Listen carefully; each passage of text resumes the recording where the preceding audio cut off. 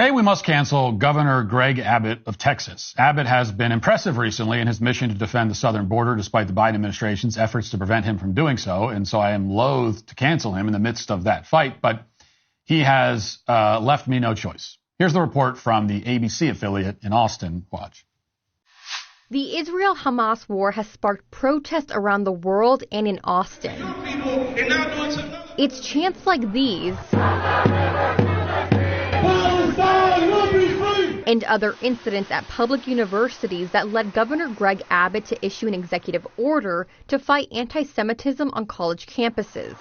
It requires universities to review and update free speech policies, include the definition of anti-Semitism in those policies, and enforce those policies, which could include expulsion. It's safe to say that the Republican Party has become a parody of its former self. It has finally embraced the great American tradition of wokeness. For years, Republicans have claimed that wokeness is a Marxist plot to destroy America. But we all know now that that is BS. Wokeness is a homegrown American invention and problem. In fact, it is as American as apple pie at this point. The Democrats just happen to be ahead of the curve. And I think this is the way things become normalized in America. Progressives fight for a new thing, for example, civil rights for blacks, gay marriage, and now wokeness. Conservatives resist it initially, threatening fire and brimstone. Then, with the flip of a switch, they embrace and begin defending those things with their lives as great American traditions.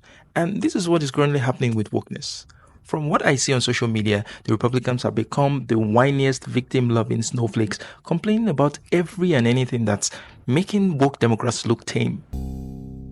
Texas Governor Greg Abbott seems to be the latest to catch the woke mind virus with his creation of safe spaces for Jewish students in Texas. Not only did the governor pass an executive order on this, but he also proudly announced it on the quote-unquote free speech platform.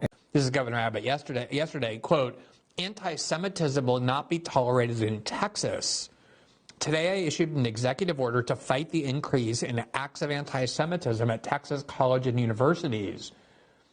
Texas stands with our Jewish students. We will ensure our college campuses are safe spaces for the Jewish community." Governor Abbott couldn't even be creative enough to come up with another word. He used the words safe space, the same words that Republicans have been fighting for years. Just imagine, had this been about any other group, imagine if Governor Abbott had said, "Anti-black racism will not be tolerated in Texas. Today I'm issuing an executive order to fight the increase in acts of racism at Texas colleges. Texas stands with our black students. We will ensure our college campuses are safe spaces for the black community."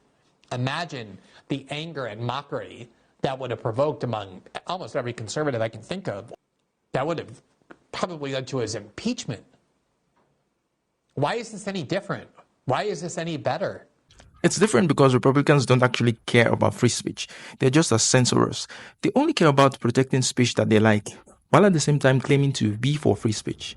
This is why I think the Democrats are better. At least they are not pretending to be free speech advocates. Republicans have proven that they don't care about consistency or value objectivity. That's why they would ridicule safe spaces for blacks or gays or any other group they have issues with, but will support safe spaces for other groups they deem worthy.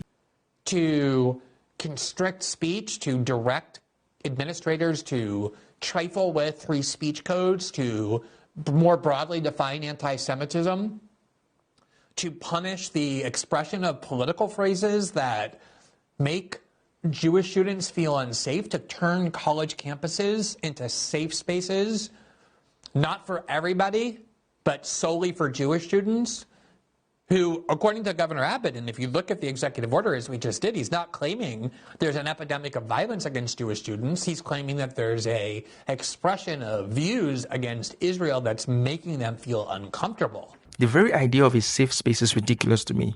No group should be shielded by law from offensive speech. Speech is so dangerous for Jewish students in America because Israel, another country thousands of miles away, is fighting a war against defenseless Palestinians. The irony is that American-made bombs are killing innocent Palestinians every day. But that's not the problem. The biggest problem is that Jewish students in the US need to be protected from anti-Semitic speech.